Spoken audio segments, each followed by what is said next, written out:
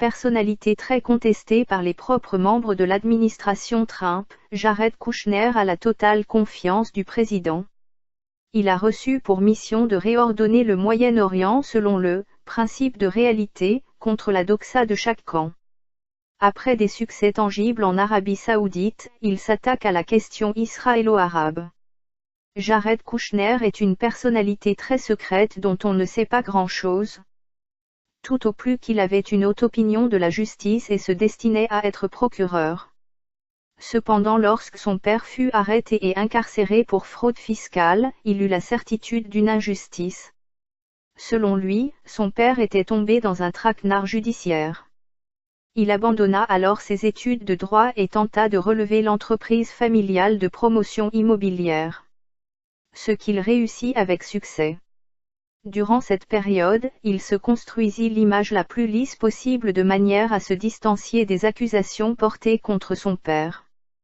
Son beau-père, Donald Trump, lui fait extrêmement confiance au point de le charger de facto de diriger sa campagne électorale.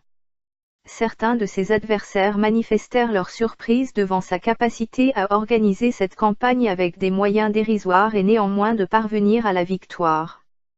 Dès son arrivée à la Maison-Blanche, le président Trump le fait participer aux réunions les plus secrètes bien qu'il ne dispose pas de l'accréditation secret défense, une accréditation à laquelle il n'a toujours pas droit. Espérant laisser un nom dans l'histoire en réalisant une tâche que ses prédécesseurs ont tous évoquée sans jamais l'atteindre, le président Trump le charge de résoudre le conflit israélo-arabe et de pacifier le Moyen-Orient.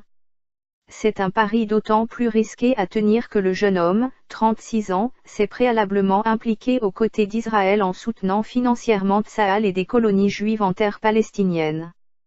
Cependant, Kushner ayant un tel besoin de se faire accepter par son milieu, il est possible que ces dons aient une autre signification que celle qu'on leur attribue au premier abord. Nommé à cette fonction une personnalité de confiance, mais dénuée d'expérience diplomatique, est un second pari du président Trump. Considérant l'échec des diplomates professionnels, celui-ci a misé sur une approche nouvelle d'un problème ancien.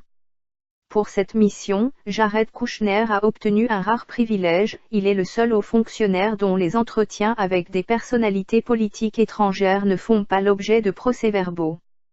Personne ne pourra donc lui reprocher ses gaffes, ni même critiquer sa manière d'aborder les sujets. Pas même le secrétaire d'État, puisqu'il ne rend compte qu'au président. De l'avis des personnalités qui l'ont rencontré, Kushner suit les mêmes principes que son beau-père. D'abord prendre acte de la réalité, même si cela implique d'abandonner une rhétorique officielle bien rodée. Deuxièmement, considérer tous les avantages qu'il peut tirer des accords bilatéraux antérieurs. Et troisièmement, tenir compte autant que faire se peut du droit multilatéral.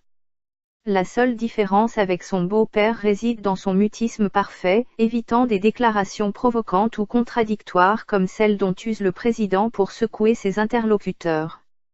Durant les 10 derniers mois, Jared Kushner a multiplié les allers-retours vers le Moyen-Orient, particulièrement vers ses deux destinations de prédilection, l'Arabie Saoudite et Israël.